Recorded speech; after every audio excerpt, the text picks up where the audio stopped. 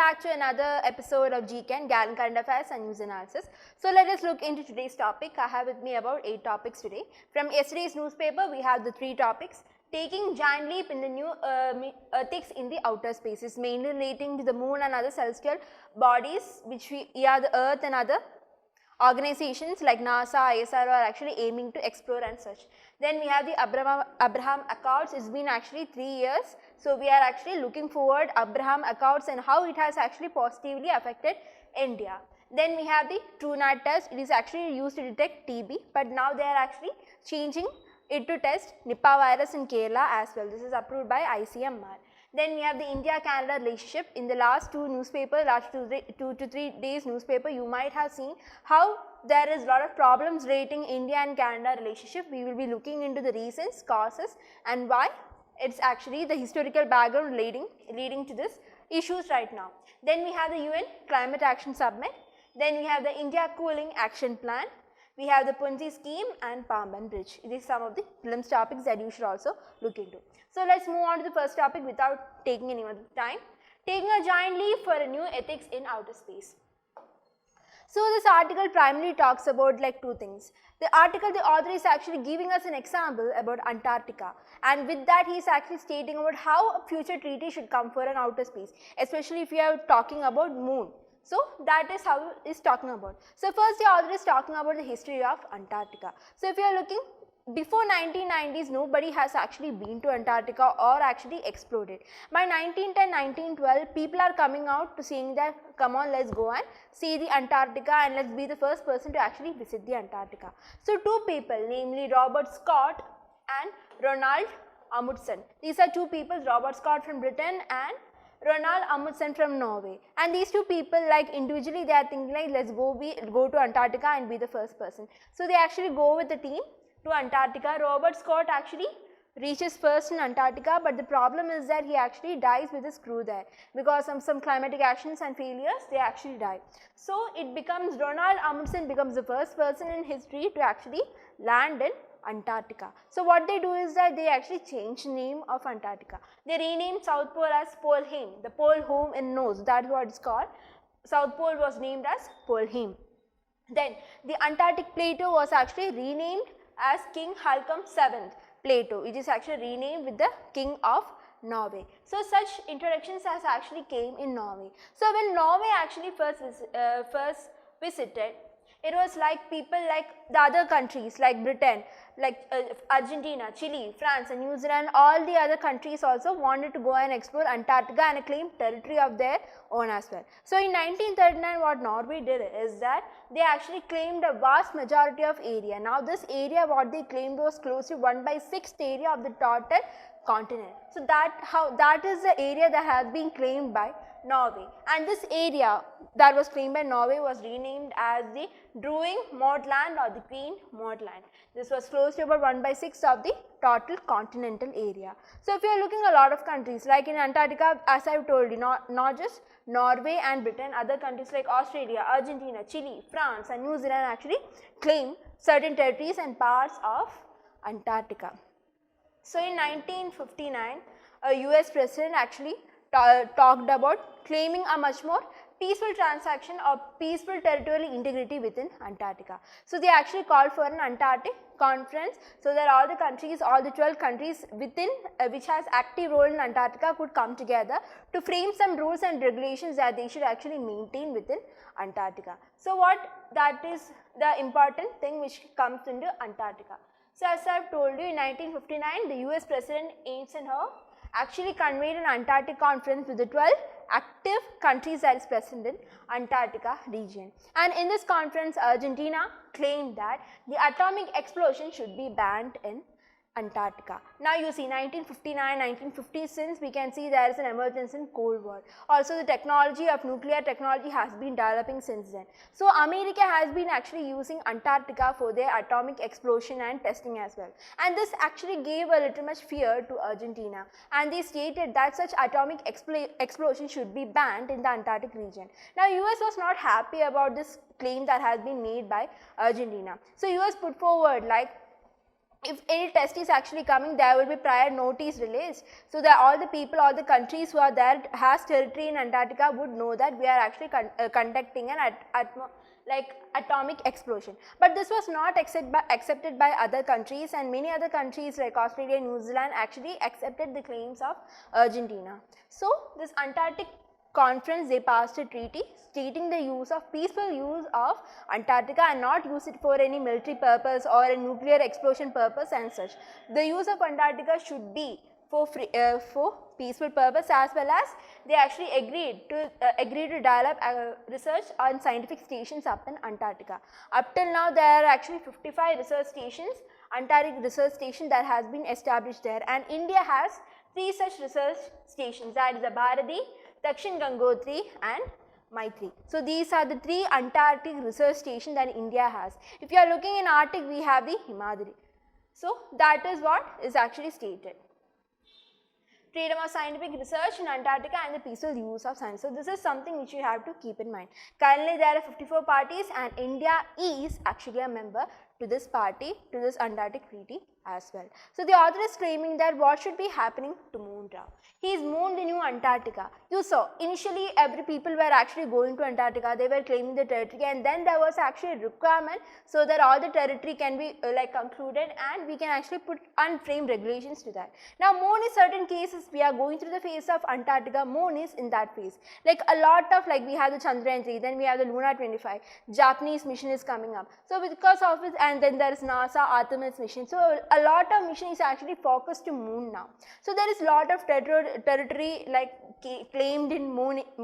So the thing is that the author is saying that is Moon the new Antarctica. So we have actually a Moon agreement that has been adopted by our United Nations General Assembly in about 1979 for the peaceful use of Moon. Moon should be used for peaceful purpose, and if any such we are sending any such mission, the purpose and location should be actually mentioned beforehand. If we are sending Chandrayaan 3 where the South Pole, we are sending that location, and the purpose should be also mentioned beforehand, before such actually experiments or research is actually based on there. Now the Moon agreement also states that Moon and its natural resources are a common heritage to mankind. It cannot be claimed by any one country alone. So that is also actually stated by this Moon agreement. So this is not only agreement we have related to Moon, we have a lot of space treaties which we have. Like for Antarctica, we have the Antarctica Treaty. So if we are looking with space and other things, there are certain other such treaties which you might want to know. So that includes actually, we have the Outer Space Treaty that actually came up in 1967, which actually talks about a governs the exploration of the outer space, it deals with the exploration of Moon and other celestial bodies. So it actually governs such experiments that is conducted by the humankind. Then we have the rescue agreement. If suppose an astronaut is there in space and he needs a rescue mission or such, if any other country, the astronaut might be of Japan or something, but if NASA is actually sending a mission, they are liable to actually rescue this astronaut. They have to rescue and also return this astronaut towards the Earth. And this is not just for astronaut, but if you are looking, it's also for the return of objects from outer space to Earth as well. Then we have the Liability Convention of 1972. It is for the damages that is actually caused by a space object. So if the space object is of a particular country like India and we damage some of the satellites of another country, we are liable. Okay, so that is the international liability. We are liable to pay or repay them. So that is the Liability Convention of 1972. Then we have the Registration Convention of 1976, where we have to register each and every experiment or each and every rocket launch. Everything has to be registered if we are actually sending it to outer space. Then we have the Moon Agreement of 1979, as I have already told you. India have signed all these 5 agreements, but we did not ratify this Moon Agreement of 1979. The rest India has actually signed and ratified. We have not ratified the Moon Agreement, but we have signed it. So that is of the first topic. Then moving on, we have the Abraham Accords. So as I have told you, it's been 3 years since the Abraham Accords has come in. Now this has actually created a peace in the Middle Eastern region. Now this accord is actually signed by 3 parties, that is the Israel, UAE and Bahrain, and later Morocco, the North African country Morocco has also joined this initiative. Abraham Accords, and this was actually mediated by US. So these three, like apart from the years, the countries and mediated by whom is actually very important. If you have done yesterday's Gallant IAS GCAN lunch master question, you might come across the question I have actually put forward in it. The Abraham Accords is actually signed by which all countries? So it comes to Israel, UAE and Bahrain. Later Morocco was also joined this initiative. Now this accord actually helped in actually keeping a little peace in the Middle Eastern region. Now India had relationship with Israel, India had good relationship with UAE, but the problem is that we cannot take a policy which upsets any of these partners. If we are taking a good policy with India-Israel relation, this should not actually upset the UAE. So this was always a problem in the foreign policy when considered from the point of Indian point of view, especially if we are looking into Middle East. But with the signing of these accords, Israel and UAE are partners and they have considerable relationship between themselves. So this becomes easy for India to project our foreign policies in that Middle Eastern region as well. And this has actually opened up a lot of opportunities, not just for India but these Middle Eastern countries here as well. The trade between Israel and other West Asian countries has increased by about 74% within a gap of 1 year. So that is how much this has actually helped. Not just the trade, if you are looking about tourism, the number of people who has been traveling from India to abroad to Middle East and such, and the number of people who are coming from Middle East to India has also increased as there is skyrocketing of tourism.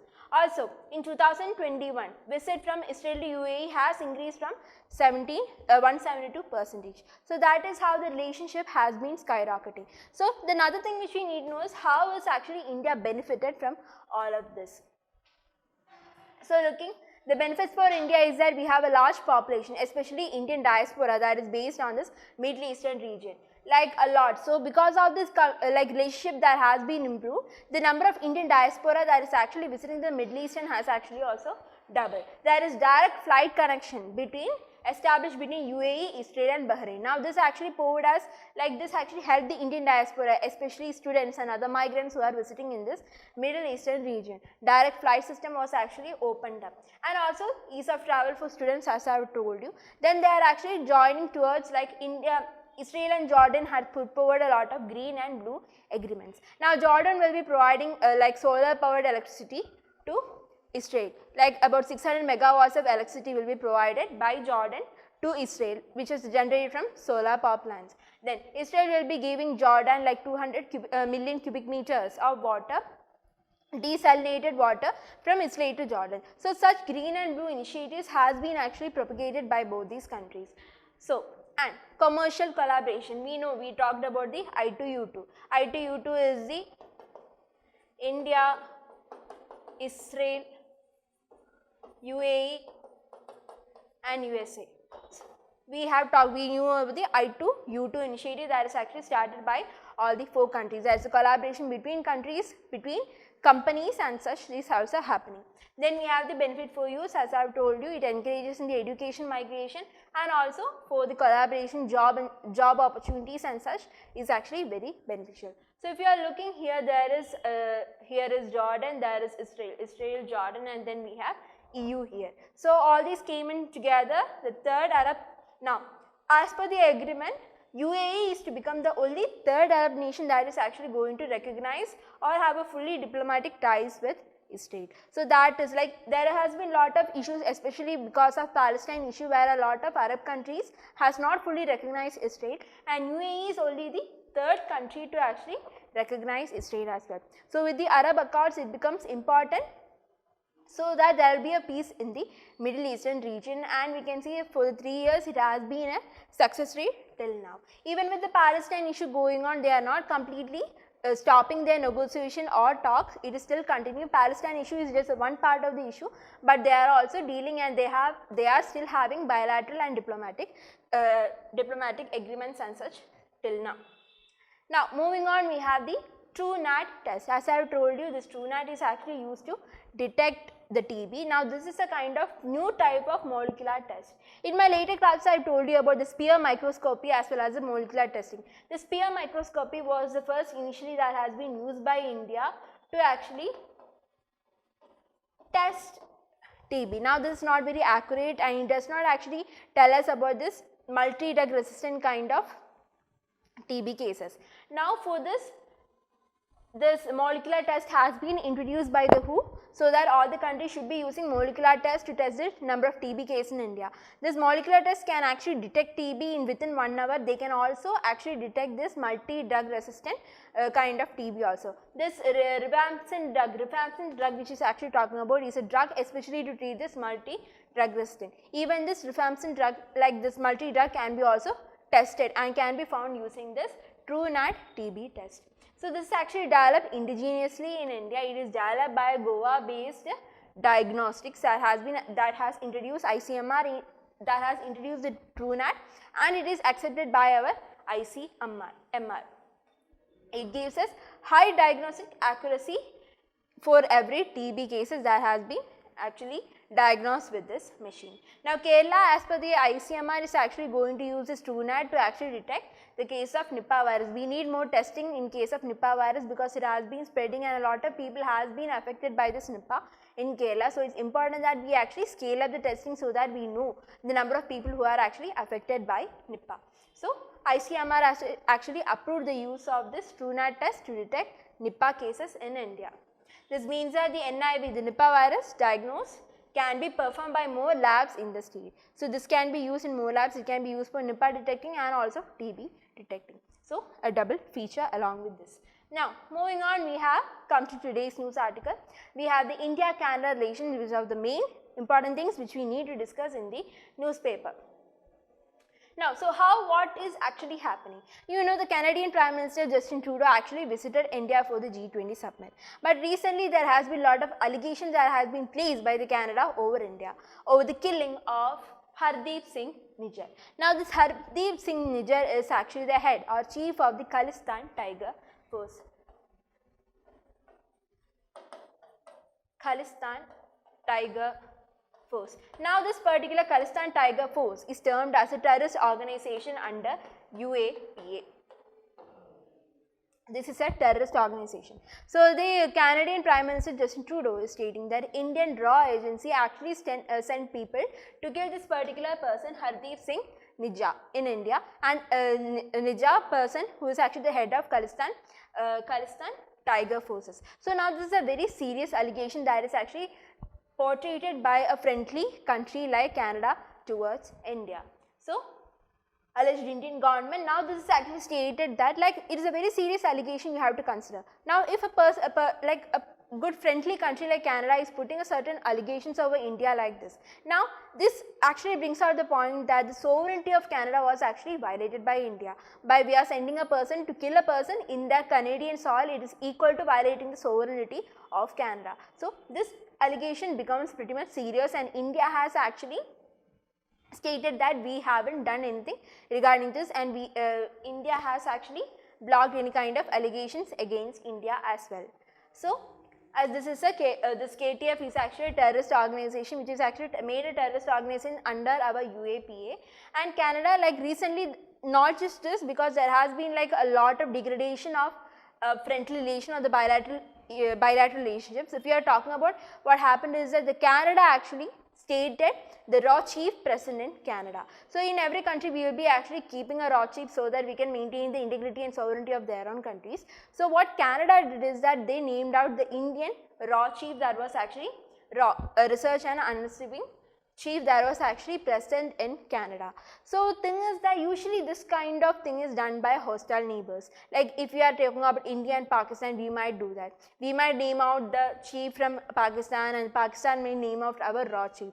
But this is not done by any friendly neighbors or friendly countries. But this happened in the case of India and Canada. What they went ahead and did is that they also expelled this raw chief. So, India cannot be silent in this case.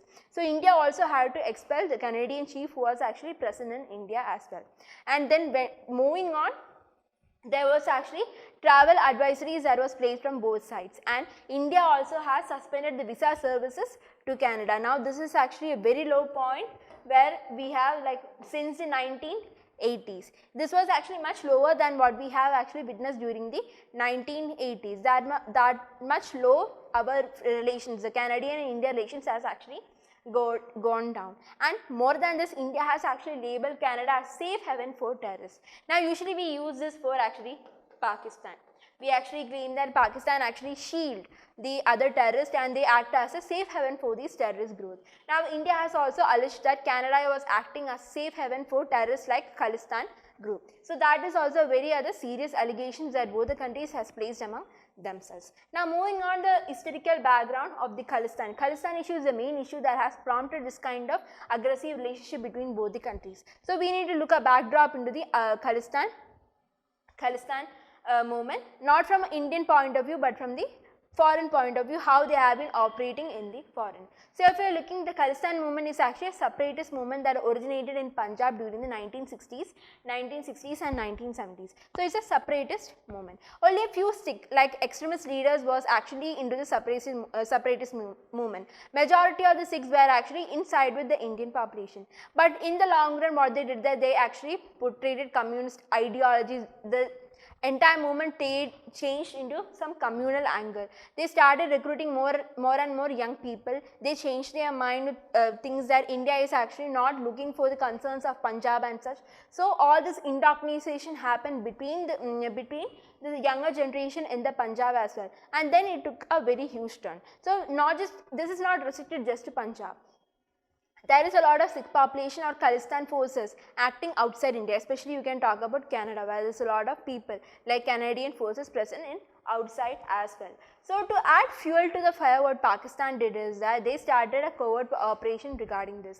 During the 1971 India-Bangladesh war, they actually promised that they would make India bleed through 1,000 cuts. That much anger Pakistan had towards India. So, what they did is that they actually started funding this Khalistan movement in India, so that the Khalistan forces can actually fully turn towards India and can affect our national security and sovereignty. So, Pakistan, what they did is that it was actually a Cold War period. So, there was a lot of fund coming from US for the training of Afghan Mujahideen, so that they could actually take out Russia. So, during this all the funds and ammunition that has been coming for this Afghan Mujahideen, the Pakistan diverted some of these funds and they actually gave it to the Khalistan forces in India. They started training the youngsters, the Punjab youngsters, in line with the Afghan Mujahideen. They started using drugs and sell drugs so that they can actually earn money. So, fully this Khalistan movement actually became a headache kind of situation for India. It was a headache for India then and it's a headache for India now also. So, that is how the relationship has been going on. So, after this, this was a Cold War period, as I have told you. Another thing is that the Western nations could have prevented the growth of such things. But what the Western nation did was they ignored it. You know, US was hostile towards India. India initially took about a non-alignment motion, then we have to align with USSR because of the threats from USA. Because of all this, even if we are India is putting repeated pleas to actually strike down all this Khalistan movement, the Western countries actually ignored it and let this Khalistan movement actually grow. It later on affected India. We know the Operation Blue Star issues and all which happened here. Indira Gandhi was shot dead by 6 soldiers and all this actually happened because that we were not actually able to uproot the movement initially during its upcoming stages and all. Then this Operation Blue Star movement was in 1984 and the major turnover or breakthrough way for this is the Air Kanishka bombing. It was a flight of Air India. It was actually bombed in 1985. It came or brought down to the Atlantic Ocean. About 300 passengers died and the entirety of this operation was actually originated in Canada. But still all these Western nations, especially Canada, was ignorant about all these issues. Now in India we have succeeded in suppressing this Khalistan movement. The Rajiv Gandhi government has brought out the APSPA and such. We had everything was blocked out. So because of which we were actually able to expel the Khalistan movement from India, and in the abroad the raw agency and such was actually able to reduce this influence of Khalistan movement. It was dormant for so long, but since 2010 this Khalistan movement has been actually peeping up. So if you are looking, there was actually attempts to revive this Khalistan movement since about 2010. A lot of people are actually working towards this and there are a lot of recruitments towards this Khalistan movement. They are actually springing the youngsters' head with ideologies that the Indian government is not democratic, or is that they are not looking into the Punjab policies or their need, and it is actually talking about a more of a separatist movement. Now even if there is pro-Khalistan movements happening in Canada, the Canadian government has been ignorant towards this. The Canadian government actually states them as not terrorists but as activists. So that is where the entire problem lies. We have termed the Khalistan as a terrorist organization, but the Canadian government is taking them as an activist. So that is where the difference actually lies. So the majority of issues, like if you are looking about the Jaspal Atwal issue, it happened in 2018. Now he is a part of the Khalistan movement. He came to Punjab and actually murdered or killed one of the Punjab CM. He later took refuge in Canada. So in 2018, when there was actually an Indo-Canadian talks going to happen, the Canadian actually invited him as Jaspal Atwal and said that he is actually a businessman. Now this was actually rejected by India and stated he was actually termed as a Khalistan convict and a terrorist. So this, because of the friendly relationship between India and Canada, Canada should have arrested him and produced him in India, but this did not happen, and they actually the Canadian government actually invited him back to India as a businessman. So what is India's position in that? So because of all this, there was a strain in relationship back then. Also we know the farmer protest that has been happening, that was for a true cause. So what this Khalistan movement did that they actually misused this farmers protest and actually infiltrated a majority of their idea into the farmers brain and such. So because of which this Khalistan movement has been escalating beyond our repairs. Now if you are looking, there is Varis Punjab Day has been created under this Amritpal Singh. You might have heard about Amritpal long and long because that has been in news for so long. So Amritpal ideology is similar to that of Jamail Singh Brindawal. So he is a mastermind behind the Golden Temple, like terrorists coming under the Golden Temple, and Blue Star operation was actually to eliminate all of this, and especially this Brindawal. So this Amritpal Singh's ideology is similar to that of this Brindawal. So it's important that we actually eliminate or we close this Khalistan issue so that we can continue back to a much more normal times. Pro-Khalistan rallies. There has been a lot of pro-Khalistan rallies that has been happening in Canada, and Canada has actually not taken any action, and as I have told you, Canada sees them as activists and not as terrorists. So what is actually happening, or how is the impact of this on our relationship? The thing is that a lot of people, there is a lot of Indian diaspora that is actually present in Canada. There is close to 1.7 million Indians that are present in Canada. Also our bilateral trade is close to about $8 billion, and India has a surplus trade. Like it's with just a few countries we have a trade surplus, and that one country is actually Canada, and we have a trade surplus. If the relationship between India and Canada is going to go down, everything related, not just the Indian diaspora but the bilateral trade will be also affected. India depends a lot from Canada, especially you are talking India depends upon the coking coal and mastoor dal from Canada. It is very important for India to ensure our electricity as well as our food security. So if it comes down to this, then the exports or imports will be actually affected. And in India, we actually export medicine, jewelry, rice and machineries. So if the export is affected, it will actually affect our medicines and jewelry sectors from being exported to Canada. Also, Canada actually sources about 0.56% of the total FDI inflows into India. So all this is actually going to affect the India-Canadian relationship, and recently also the free trade agreement talks was also suspended because of all these issues. So that is what has been actually happening till now.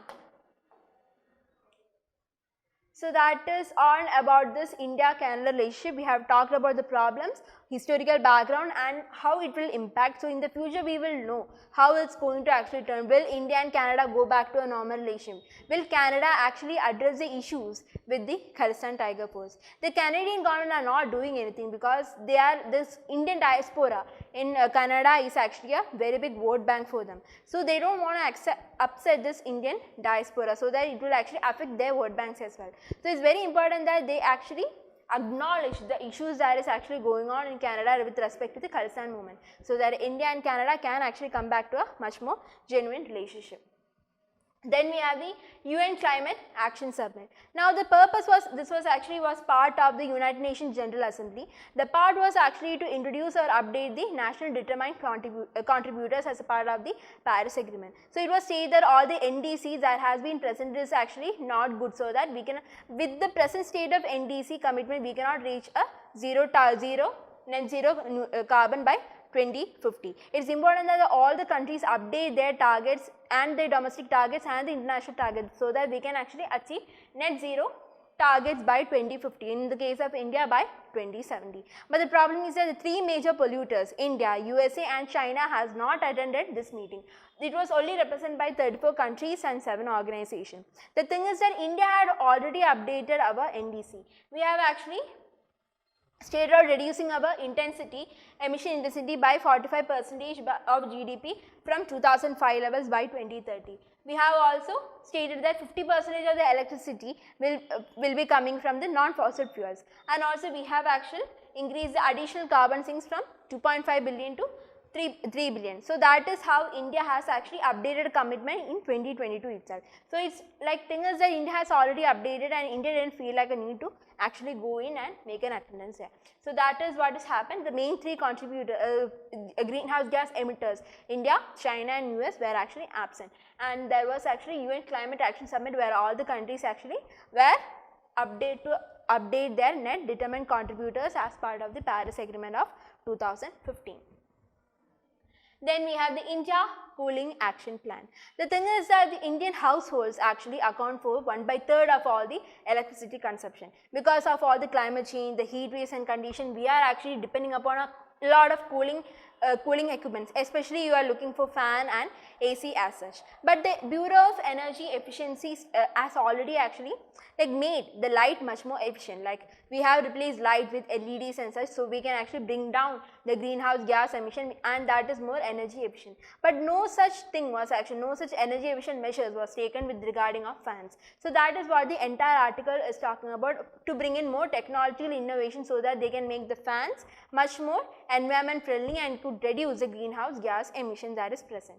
But in this whole article, the one thing which you need to importantly know about is the Indian Cooling Action Plan. So the purpose of the Indian Cooling Action Plan is to actually reduce the usage of this cooling related equipment, so that we can actually bring down the greenhouse gas emission and we can introduce much more energy efficient buildings and such. The first thing is to reduce the cooling demand. We have to bring in much more energy efficient building. We need to bring in much more natural ventilation of light and fans, so that there will be reduction in the use of energy.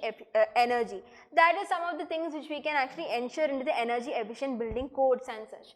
Then we need better insulation as well as cool roof and walls. You can actually consider gardens in your roof. It will actually provide us with cool roofs and such. So that is some of the mechanism by which we can actually reduce our cooling demand. Then we have to promote much more sustainable cooling technologies. Like even if we are using fan, it should not emit greenhouse gases and such. So low global warming potential kind of refrigerators can also be actually introduced to promote much more sustainable cooling. And also we have to strengthen the existing kind of policy, because with all the climate change going on and the heat waves coming in, people are very much dependent upon all the cooling systems. So it's very important that to address this climate change, we have to also address the cooling system, so that we can actually ensure that the humans are comfortable and that our environment is not also damaged. So the other thing that is important about the India Cooling Action Plan. Coming into this next topic, we have the Ponzi scheme. So looking into this Ponzi scheme, I'll tell you first. So let there be a first investor, or the person who is actually inducting another two investors, stating that they will, if they are going to invest money, they will get actually higher returns. So the whole thing actually works on money. The investors pool in money, and the first main investor, he will actually get money, and with all the returns he will be providing with interest to both the second level. This is the second level of investors. Now this first investor will ask the second line of investors to bring in more investors, so that they can actually upgrade this. So they will actually pool in much more investors. There will be actually a third line of investors actually coming in. So they will ask this third line of investors to actually pool in much more money. So the thing is, when they pool in the money, this money what they pool in will be actually paid to the older investors, and this older investor will pay back to the older investor. So the entire scheme actually works in the case of the money supply or the money transaction that happens within this area. The thing is that when the newer investor comes in, they actually provide the money. This money will benefit the older investors. That is how the scheme actually works. The thing is that when we have how can you actually attract people in this? Usually when we are investing, we would hardly get about a 5 to 6% of interest rate. So this Ponzi scheme, according to this, the investor claims that if you are giving money, I'll give you returns like 30% higher interest rates and such. So because of which people will be attracted to actually investing in such kind of scams. The thing is that they won't be actually selling any kind of things, and the entirety works in the case of the money supplies from the newer recruits. When there is no newer recruits and the money supply stops, then this entire thing will actually blow off. Thus we can state this is actually a bigger scam. So that is what takes place in this issues of Ponzi scheme. So you see here, this is an investment fraud that has been taken by the people, which actually pays the existing investor with funds collected from the newer investor. As I have told, this was the existing investor, this was the newer investor. When the newer investors actually pool in money, it gets paid to the older investor. Then they promise to invest your money and generate higher returns, but the thing is that they never invest this money in any banking or stock market, they never invest money, but this money is actually used to pay the older investor.